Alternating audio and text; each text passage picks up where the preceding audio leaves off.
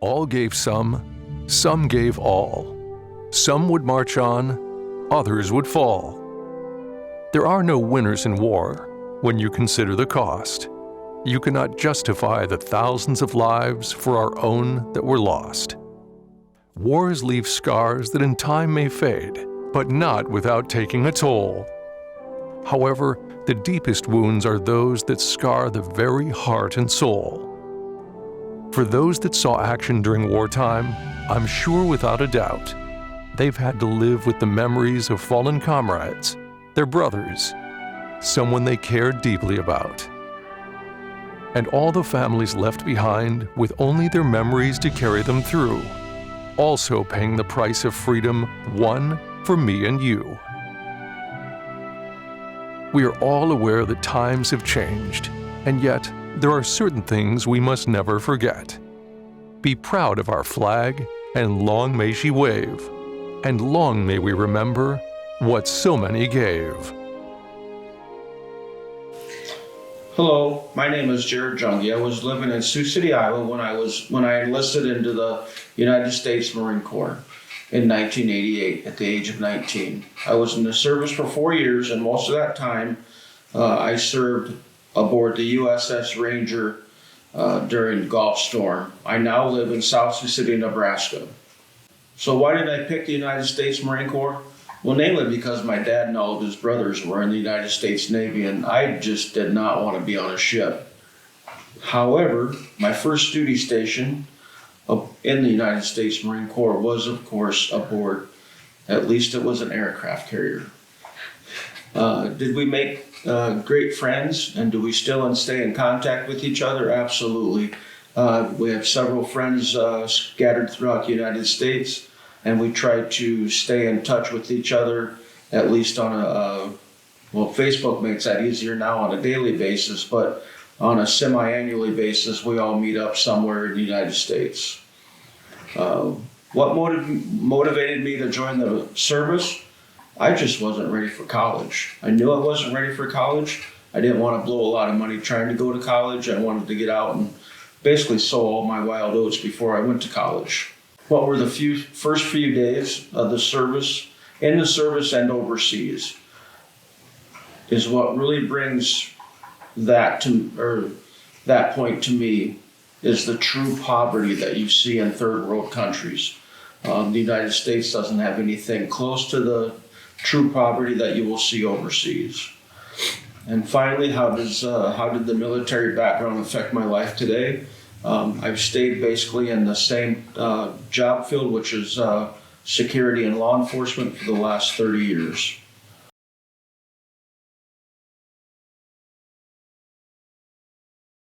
Good afternoon. My name is Larry Armbright. Was living at the University of Nebraska in Lincoln when I went into the Army out of ROTC graduate, so I had a direct commission. I ended up spending almost 21 years in the Army, going in at age 23 in 1967. Most of my time was spent East Coast or West Coast. I did spend time in Europe, in Germany. I spent a year in Africa and a year in Vietnam during the Vietnam War. I now live in my ancestral home in Dakota City, Nebraska. Looking back, I would highly recommend that today's youth go into the military service. I think it gives them maturity. I think it gives them a chance for education, as well as travel to see not only the U.S., but the world. On the other hand, the hardest thing about being in the service was family separations. Vietnam and Africa was family separation. Europe was sort of a family separation. I lost family members during that time, and of course couldn't come back for the funerals. On the other hand, I did get to see a lot of the world. And I was wounded during the Vietnam War. Got to experience the medevac and see the people at the VAC hospital, just like on MASH, the way they operated was unbelievable. Really some great doctors and nurses. through the 21 years of the service, the one person that stands out to me was, at the first time I met him, Lieutenant Colonel, later Major General David W. Stallings. He was my commander, and we continued to meet together from time to time. His wife, my wife, just some really super people, down to earth, but very professional. While I was in the service, I had the opportunity to command 3 different companies, ammunition company, 2 maintenance companies, served at various levels at battalion staff, and kind of the key job for me was I got to be the acting director at the Army's Warrant Officer branch in Military Personnel Center in Washington, where we controlled the careers of 14,000 warrant officers. During my time in the service, I was rewarded with several citations and awards, Legion of Merit, and the Purple Heart being the key ones. So yes, I would recommend the military service for anyone.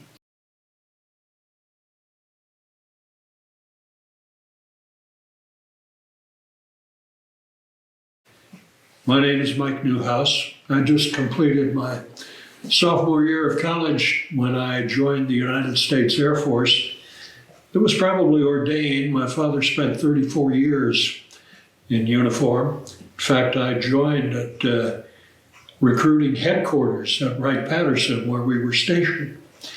Anyway, I spent the entirety of my 4 years in Spain, supporting 16th Air Force. When I first went, I was in Air Weather Service, and we were supporting the B-52 missions, Chrome Dome. At that time, I cross-trained, got into Armed Forces Radio and Television, where I spent the remainder of my career, which was the foundation for my career in civilian life. As far as anecdotes are concerned, a couple of major memories are in the summer of '66. I forget the number of the Gemini mission, but I was assigned to spend 2 weeks with a NASA PAO by the name of Paul Chop. We climbed on a C-130 with my trusty Ewer tape recorder, and we went from Bodo, Norway, which is above the Arctic Circle, to Cape Town, South Africa. And we spent 2 weeks, most of it in the air, seeing such delightful spots as Ascension Island and every place in between. And I recorded interviews with air rescue personnel for the hometown news service in Tinker. The Air Force wasn't a career that I chose. It's the service life is one, I think, that chooses you rather than the opposite. It's an experience I cherish. I still have dear friends from my experience in the service and my experience as a dependent. For any young man or woman who's looking for a sense of direction, who wants to find a purpose in life, the service can be that compass. So I would recommend it highly.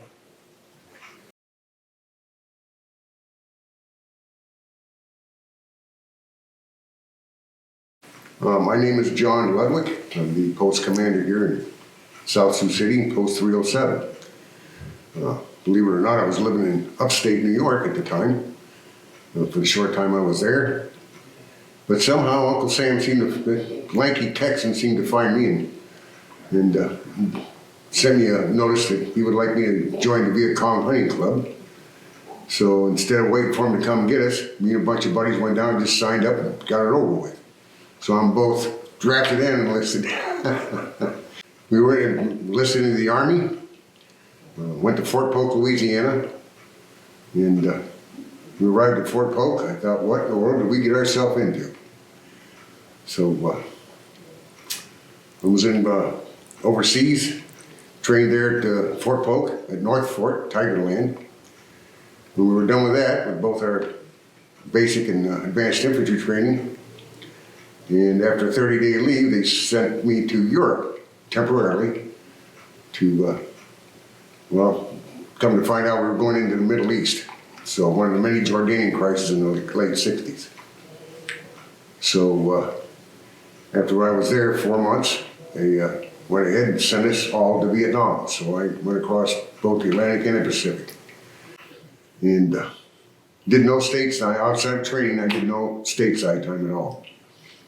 And so I ended up with the 25th Infantry Division. They stuck me in an alert outfit. That was an acronym for Long Range Reconnaissance Patrol, which I believe was eventually morphed into the Rangers.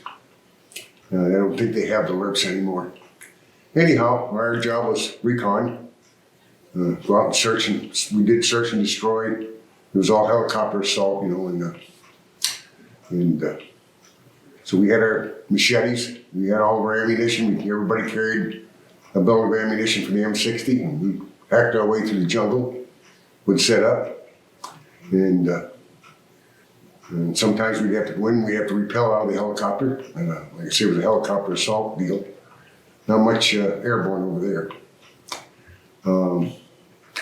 So where I spent was at the 25th Division's headquartered in Cu Chi, Vietnam. And our outfit worked what they called the Iron Triangle. So we went from there to Tay Ninh, up on the Cambodian border. And up in that area, we had places they called the Hobo Woods and Ambush Alley and some of the other nicknames they had for the place. But anyway, we were up there on a fire base. We were pretty much when you walked off the west end of the berm, you were in Cambodia. And that was right the southern tip of the Ho Chi Minh Trail. So we caught the Dickens up there more than once.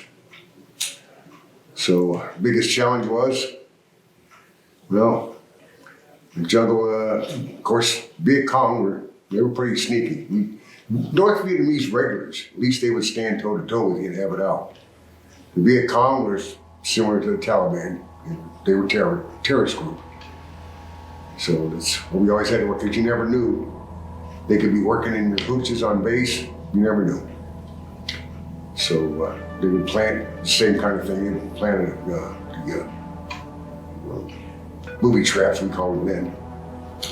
And almost got overrun over there once. That was probably the worst day of our lives. They about had us, and for all practical purposes they did.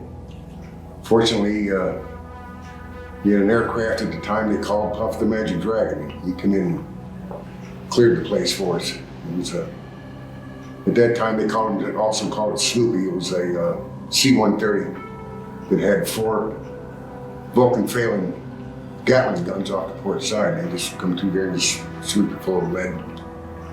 And it was death from above. There was no place to hide when that one cut loose like. Worst time was holding one of your own guys. There was a sergeant over there, and after a firefight, and holding one of your best friends in your arms when he died. That was probably the worst time. That you still think about. It's the best time, of course, is R&R. You got to go to Australia or Hawaii. And we do an in-country R&R 2-day at China Beach. So it kind of lets you blow off a little steam, I don't know how many times we had to win the war, and you still didn't finish it. Unfortunately, it seems to be the path we're taking from now on. Well, I won't get into the Afghanistan thing. I'm sure a lot of veterans are, that's not setting well with us, to say the least.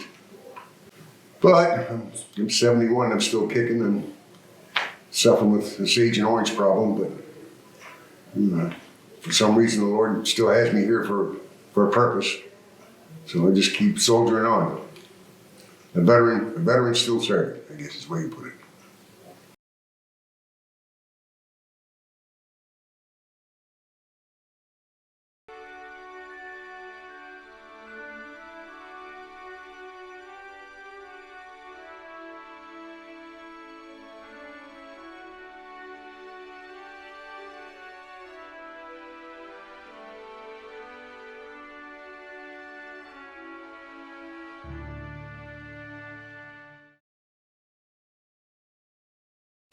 I'm Richard Wiseman. I was living in Homer, Nebraska when I enlisted in the Navy.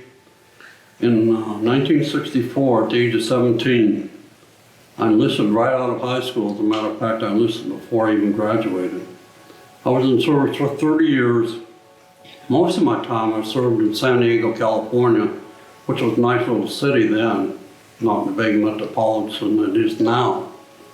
I also served in Great Lakes, aboard ship, Okinawa, Japan, Vietnam, and at the National Naval Medical Center at Bethesda, Maryland. I think the biggest challenge while on active duty was surviving Vietnam. That was not a fun part of being in the service.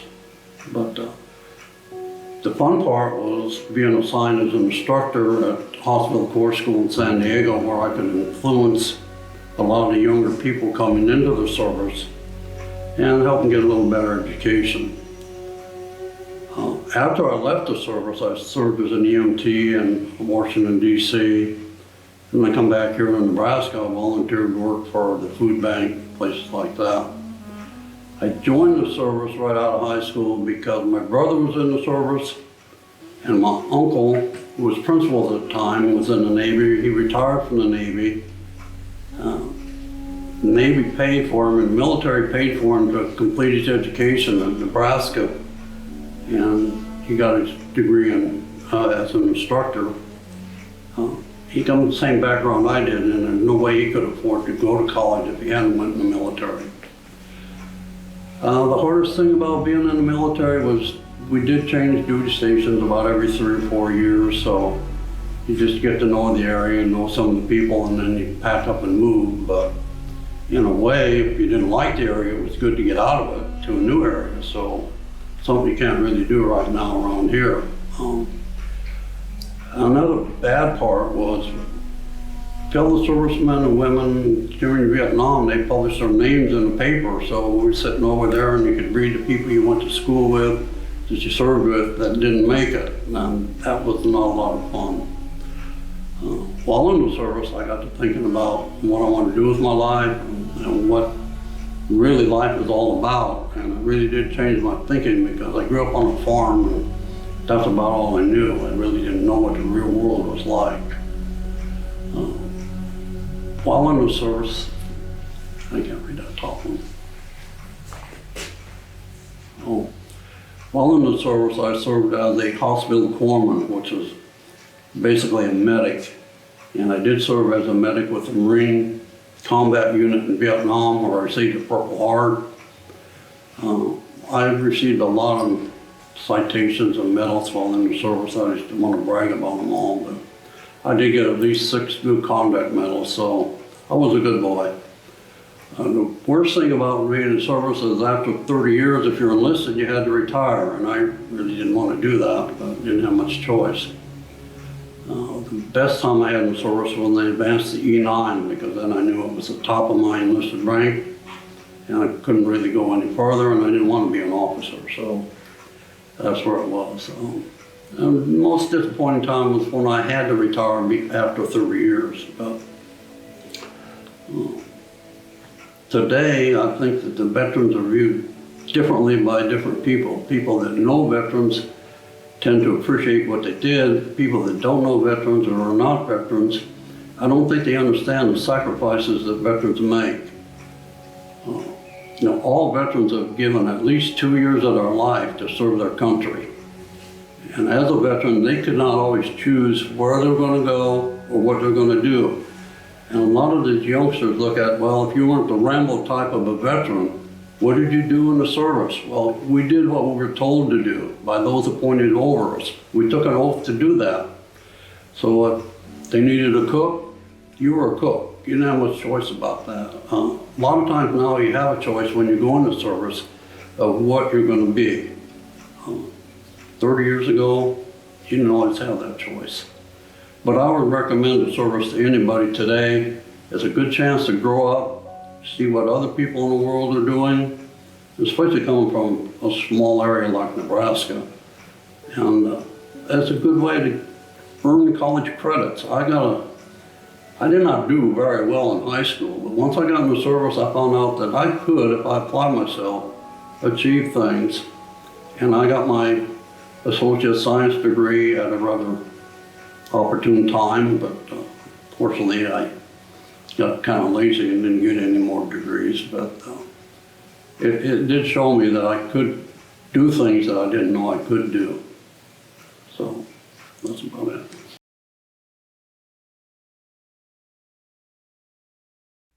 The importance of prayer never came truer than when 19-year-old Phil Severson was aboard the USS Curtis AV-4 seaplane tender during the Korean War. Their mission was to carry and explode the first hydrogen bomb.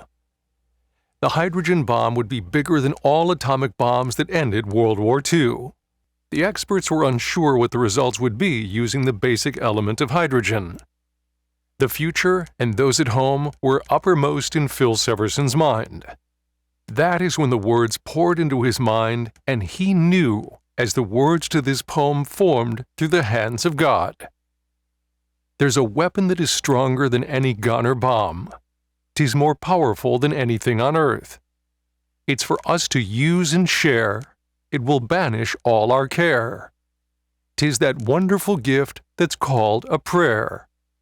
If we use it properly, then our troubles will all flee, and love and peace can follow everywhere. Though your loads of sorrow all that you can bear, when the clouds of darkness seem to fill the air, with a prayer they'll disappear, and the rays of hope draw near. If you'll only use the gift that's called a prayer, for the Lord taught us how to pray, and He meant for us to do it every day. With a prayer He'll see you through, and you'll never more be blue. If only you'll use the gift that's called a prayer.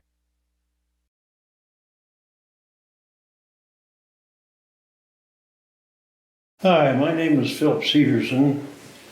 I lived in Sioux City, South Sioux City at the time, and I was enlisted. My dad signed for me at 17, and it was 1951. I was in the service for most of my time. I was on the USS Curtis AV-14. It was a seaplane tender, and then later on I was on submarines in USS Curtis and USS Stickleback, or excuse me, the Stickleback and the Tyroo. And that was during the Korean time, and and I now live in Sioux City, Iowa. My biggest challenge to me, and I found out later, was being aboard the Curtis and watching the first hydrogen bomb go off. And I suppose my best reward was when I found out that I was qualified to be in submarines, physically and mentally, which put me in the, at that time they said it was the upper 1/10 of 1%, physically and mentally. Our submarine commander was a full commander, and so he got all the good duty. So I got to see every island in the chain, just about, and every time I went there, I'd seem to run into somebody and say, "Let me show you my island." After after I left the service, I tried college out, but unfortunately I ran out of money. So then, and besides that, I got married. So I went to the Carpenters Union where my dad belonged and joined the union with him. And then I had a very, very good career in construction, and really I consider myself a lucky man because I did for a living what I do for a hobby. And why did I pick the Navy? Well, it was kind of a family tradition. Most of my cousins and uncles and so on have been in the Navy. For me, boot camp was a piece of cake because I was in pretty good shape because I've worked with my dad in construction, and the exercises and all the workouts they put us through were really no problem at all. And if I did anything differently, no, I wouldn't change a thing. And the first few days in the service, of course, I was just a tad lonely. I think it bothered me the first time we attended church. But after that, well, I got squared away and wasn't too bad.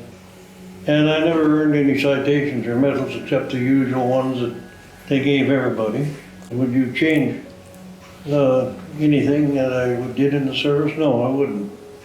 The most disappointing moment was when I couldn't, I was thinking about staying in the service, but I wanted to get on nuclear subs. And they kept telling me that, well, you sign and then we'll give it to you. And my old uncle, who was a Navy man, said, no. He says, you get it first and get it signed, and then you go. Well, we never did come to agreements. You might say my most rewarding time was when I first got on aboard submarines. That was a real thrill and a nice goal that I really had tried for. And that I never had any injuries in the service to speak of, except my hearing, which deteriorated because I was always in engine rooms, and then when the submarines I was on, we had snorkels. And I've had the experience of being underwater 60 feet, and then that thing, the lid would close up there that was shoveling air down to us, and all of a sudden I'd be up at the relative altitude 10,000 feet. And it was just like somebody took a hammer and clapped your ears, which didn't feel too good, especially if you had any cold or sinus. The VA supplies me with hearing aids now, thank goodness. And generally speaking, being in the service has done a lot of focusing for me, and I can't think of anything better for a young man to get into and get himself squared away because you have an awful time when you have the ability to do a lot of things to decide on what you really want to do.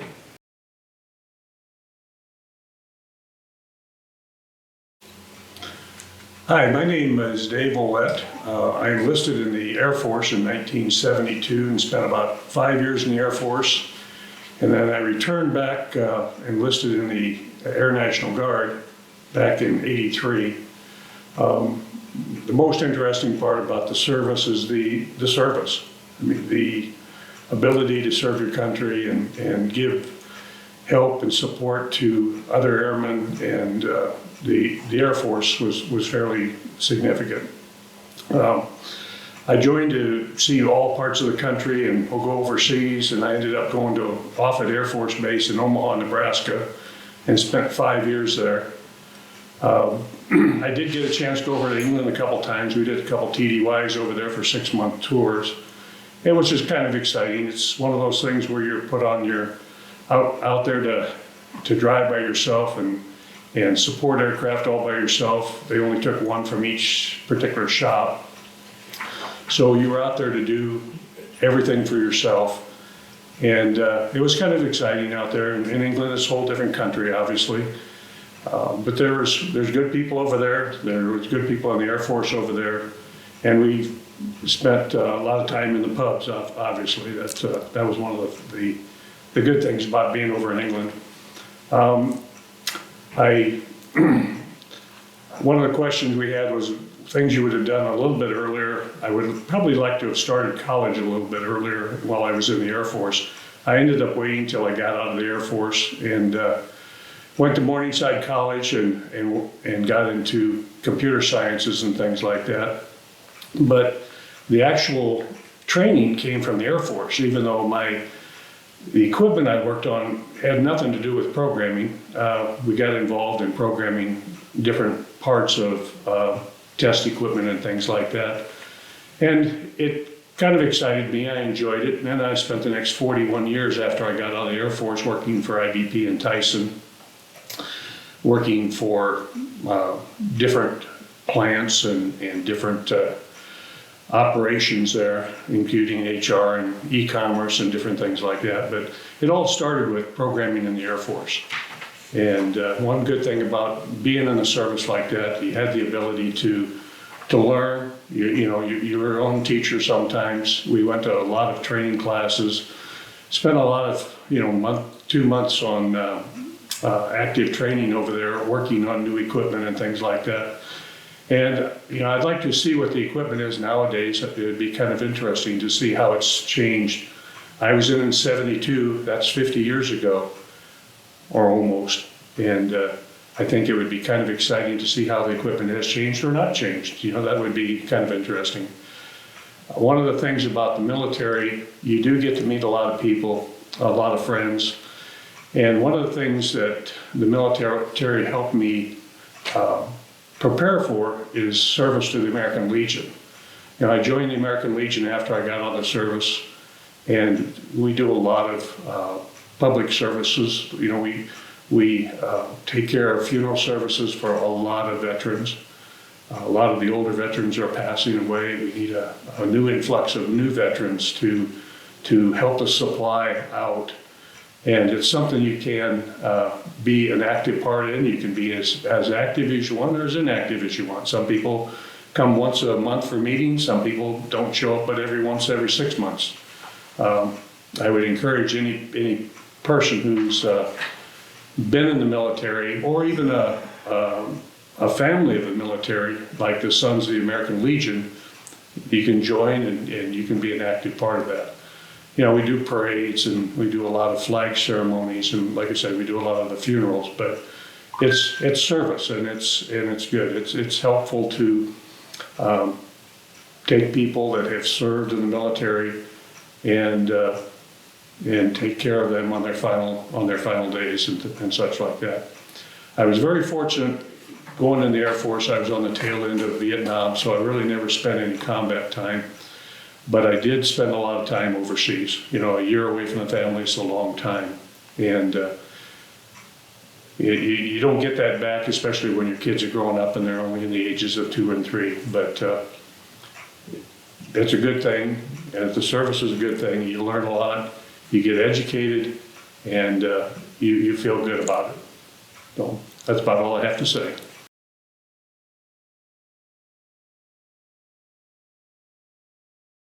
And on closing, I just want to convey our appreciation and thank you for joining us today. Thank you, veterans, and to those who shared their stories and for standing up for Old Glory. We all know freedom isn't free. There's a huge price paid for all our liberties. God bless America, land of our birth, and God bless America, the greatest nation on earth.